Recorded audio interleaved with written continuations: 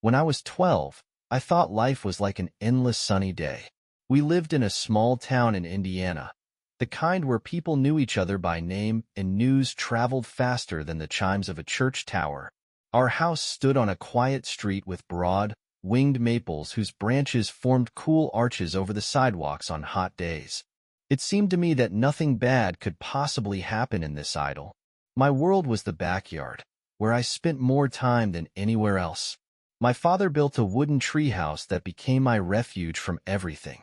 I would sit there for hours, looking at an old map of the world that my grandmother had brought back from a trip to Europe. I had a small telescope and dreamed of becoming an astronomer. At night, I would look out for planets, sometimes even waking up right there, covered with a blanket. That year, everything began to change a little. My mother said that life flows like a river. You can't stop it. But I didn't understand what it meant then. My father had lost his job at the factory where he had worked for 15 years. At first he said it was temporary and that he would soon find something new. But as the weeks turned into months, the atmosphere in the house became increasingly tense. We no longer went on picnics, and the evenings when the family gathered around the TV to watch old movies ceased to exist. I tried to ignore what was happening. It was a particularly hot summer, and I spent my days with my best friend Ben. He had an old bicycle that we would ride until sunset, exploring the surrounding area. Ben was an energetic guy and was always coming up with something new. Building a raft, exploring an abandoned house, or digging an underground tunnel in the backyard. His endless ideas distracted me from what was happening at home. One of those days, we found an old barn on the outskirts of town. It was almost in disrepair, with rotten boards and a roof that was broken in several places. Ben and I decided that this was our new, secret place. It was filled with old junk, toolboxes, a broken bike, even a giant chair with peeling paint. We pretended it was our headquarters, spending hours there, making things out of old boards. But one of those summer adventures was the beginning of a change for me that I could not have foreseen. One day, while Ben and I were rummaging through one of the boxes in the shed, I found a photograph. It was an old black and white card with a picture of two people, a man with rugged features and a woman with a warm smile. On the back was written, Helen and George, 1952. It seemed like an ordinary find, but my insides turned upside down. It was my father, only younger. I didn't say anything to Ben and put the photo in my pocket. All evening I thought about why it would be in such a place. Maybe my father had something to do with the barn? Maybe this place had some significance to our family? Questions filled my head. I decided that I would show the photo to my mother. I didn't know what would happen next. But until then I was just a boy holding a small piece of the past in his hands and trying to figure out what to do with it. The photo burned into me from the inside. I walked around the next day as if I was lost, mentally turning it over and over in my head. Who was Helen? And why was my father in the photo with her? I couldn't stop thinking that this old barn was somehow connected to him. But what bothered me most was why he never talked about it. A couple of times during dinner I wanted to ask him directly, but my father's eyes, tense and thoughtful, seemed to warn, don't touch on this topic. My mother looked tired that evening. She tried to pretend everything was normal, but even 12-year-old me could feel how normal was cracking at the seams. My father barely spoke, only throwing out a few short phrases about having to call something at work. Normally I would have run off to my tree or to Ben's, but that night I decided to stay home. After dinner was over and my father had gone to the garage, I plucked up my courage and went up to my mother. I took the photograph out of my pocket and put it in front of her. She glanced at the card, and I saw her face turn pale. Her lips twitched, as if she wanted to say something but couldn't. "Where did you get this?" she finally said. I told her about the barn and how we found the picture. She looked at it for a long time, as if it would answer all her questions. Then she said, "It's a long story, Jack. I don't think you need to worry about it." But how could I not? I saw her hands shaking as she put the photograph in the drawer. I had no choice but to go to my room. But instead of calming down, I lay in bed, staring at the ceiling, wondering what kind of foggy past was hidden behind this black and white photo. The next day, I decided to take action. While my parents were busy with their own affairs, I went to the barn alone. Ben invited me to ride my bike, but I said that I had things to do. The barn seemed strangely quiet and even ominous. It seemed as if it was waiting for me. I felt like a real detective. Everything around me breathed mystery. I began to look around the place, hoping to find something else that could shed light on the history of this photograph. Most of the things were just a pile of rubbish, but in the corner I noticed an old wooden box with rusty hinges. Opening it with difficulty, I found a stack of letters inside, tied with a frayed ribbon. The paper was yellowed and the ink was faded in places, but each envelope bore the name Helen Rivers. At that moment, I felt my insides clench. It was her, the woman in the photograph. I carefully untied the ribbon and pulled out the first letter. It was addressed Dear George and signed Love, Helen. I didn't know if I should continue reading, but my curiosity got the better of me. The letters talked about a place called The Cliffs. Helen wrote that she missed George and hoped that they would meet there again, like before. She mentioned their walks, songs by the fire, and the stars that, in her words, looked only at the two of them.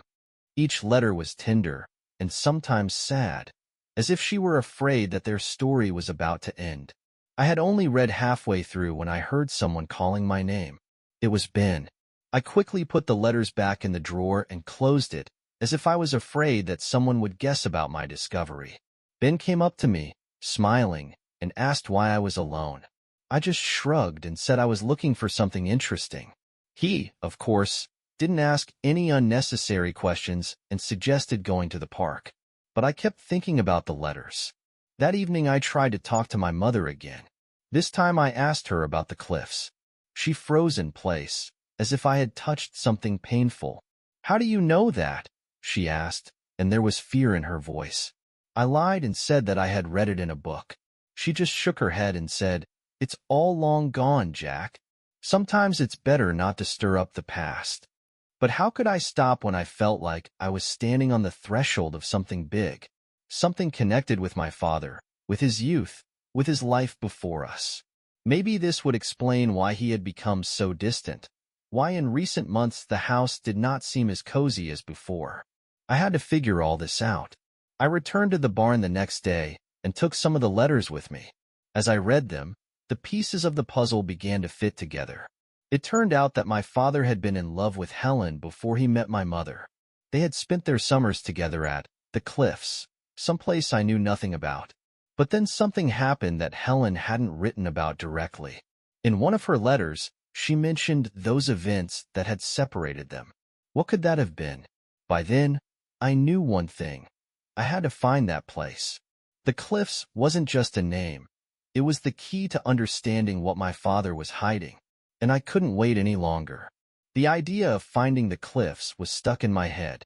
I couldn't just forget it even if I wanted to. Everything around me seemed like a mystery.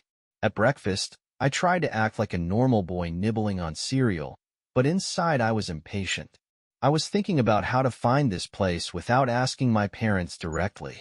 Any mention of the cliffs caused my mother to react strangely, and my father became even more silent than usual. That day I decided to go to the local library. The place was old and quiet, as if time had stood still there. I knew that the librarian, Miss Grace, knew everything about our town and its surroundings. She was a small, elderly woman with neatly styled gray hair and glasses on a chain. If anyone could help me, it was her. I went up to the counter and, trying to look as carefree as possible, asked if she had anything about the surrounding area. She smiled and pulled out an old map that smelled of dust and time. It has everything you need, she said, pointing to the map. I quickly ran my eyes over the places, but did not find anything similar to the cliffs. Then I decided to take a chance. I asked directly, Have you ever heard of a place called the Cliffs? Her gaze changed. She frowned and replied, Oh, you must mean the old campsite at Hartman Lake. They called it the Cliffs because of the rocks that jutted out of the water. But the place has been abandoned for about 30 years. Why are you asking? I lied and said I'd read about it in a book. She just shrugged and added, It's a beautiful place, but they say strange things have happened there. That was the clue I needed. I asked her for the address of the old campsite and headed home, making a plan in my head. I knew my parents wouldn't let me go there alone, so I decided to go with Ben. He was always up for an adventure, even if it seemed a little crazy.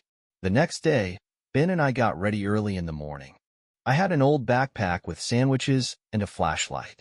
Ben brought his compass, which almost never worked, but looked impressive. We told our parents we were going to the park for a bike ride, and we set off. The camp was about 10 miles from our town. The road there was long, but we were eager to see this place with our own eyes. When we finally reached Lake Hartman, I immediately understood why it was called the Cliffs. The cliffs, high and steep, were reflected in the calm water, creating the illusion of something ancient and majestic. The camp that Miss Grace had spoken of was completely abandoned. The wooden houses had fallen apart, the paths were overgrown with grass, and the old pier had almost collapsed into the water. We walked around, studying the place. It was beautiful and a little sad at the same time, like an old photograph that holds too many memories. I imagined how my father and Helen could have spent time here. They probably sat by the fire or swam in this very lake. It seemed to me that I could feel their presence, as if the past had come to life around us. But the most unexpected thing happened when we came across another wooden box. It lay under an old pine tree, half buried in the ground. Ben and I pulled it out and opened it. Inside was a metal box, and in the box were more letters. But these letters were different from the ones I'd found in the barn. They were written to my father. In them, Helen begged him to come back. She wrote that she was still waiting for him at the cliffs, that they could start over. These letters made me realize that their story hadn't ended the way I thought. They hadn't split up by mutual consent. Her father had simply disappeared from her life, leaving her alone. But why? What had made him give up on this love? I couldn't think about it for long. Ben called me over to look at something he'd found nearby. It was a stone with the words, George plus Helen, carved into it. Underneath was the date, 1952. This place had been important to them, and now it had become important to me. I hardly spoke on the way home. Ben noticed my mood, but he didn't ask why I was grateful to him. I knew that now I had to go home and talk to my father. This secret was already too deeply rooted in my mind. I couldn't live without knowing the truth. That night I sat in my room for a long time, looking at the letters. There were too many questions in my head. Why did my father leave Helen? Did he know that she wrote to him even after they broke up? Why did he never tell me about his life before our family? The questions remained unanswered. I stared at the article in the old newspaper I found in the library for a long time. The name Helen Rivers stood out clearly from the other words. The article said that she had opened an art gallery in a small town in Ohio. This name, this place. It all seemed like part of the puzzle that I had been trying to solve for weeks. I did not immediately tell my father about my discovery. Instead, I spent a few more days thinking, pondering what to do next. Doubts gnawed at me. What if this woman does not want to remember the past? What if this story ended long before I came along? But one thought did not give me peace. Sometimes the answers lie in places where we are afraid to look. Since I learned about the cliffs, something in the house had changed. The tension that had been hanging in the air had become slightly less noticeable. My father seemed to have softened. He still spent a lot of time in the garage, but his movements were no longer as heavy as before. It seemed that he, too, was pondering something important.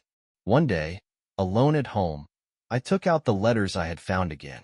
They smelled of old paper and something vaguely familiar, as if each of them held a piece of those days that my father never wanted to remember. I couldn't stop thinking about one of them, the one where Helen mentioned the stars they had seen together at the cliffs.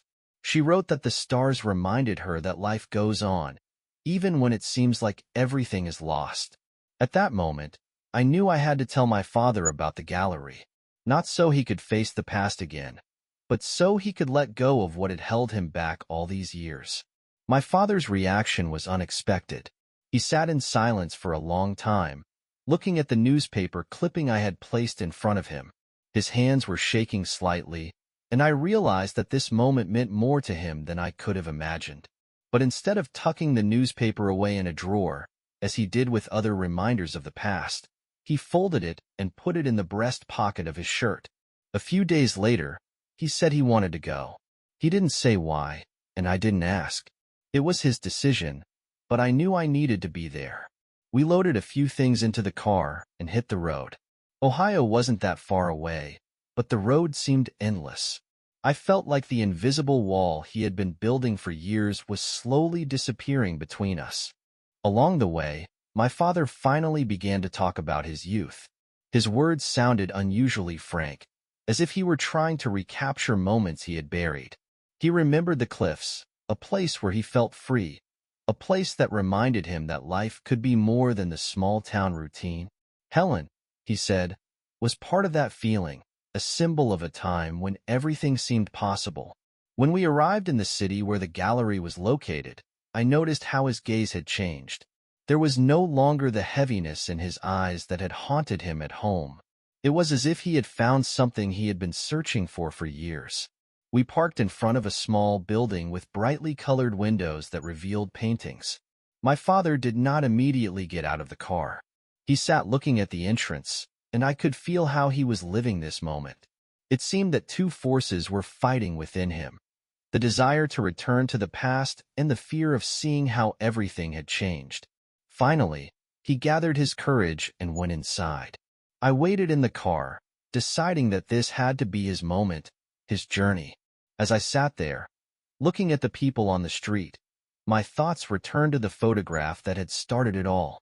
I suddenly realized that it wasn't just part of someone else's story, it had become part of mine. I had been trying to find answers for him all this time, but now I realized that I had changed in the process. When my father returned, he didn't say a word. He was holding a small painting. It was a landscape with a lake and cliffs. I recognized the place immediately, the cliffs. But there was more to the painting. In the foreground stood two figures, a boy and a girl, looking up at the starry sky. I realized that it was them, my father and Helen. On the way home, he put the painting on the back seat, but I noticed how he looked at it in the mirror from time to time. He didn't need to tell me anymore. Everything he felt, everything he wanted to say, was already on that canvas. When we got back, my father hung the painting in the garage, right above his work desk. From then on, he often sat there looking at it, but now his gaze was different. It was the gaze of a man who had found the answer to a question that had been bothering him for many years. For me, this trip was not only a journey into his past, but also into my own. I realized that life is not only what we build, but also what we preserve. And sometimes the most important thing is to remember that the stars, like memories, remain with us even when we think they are gone.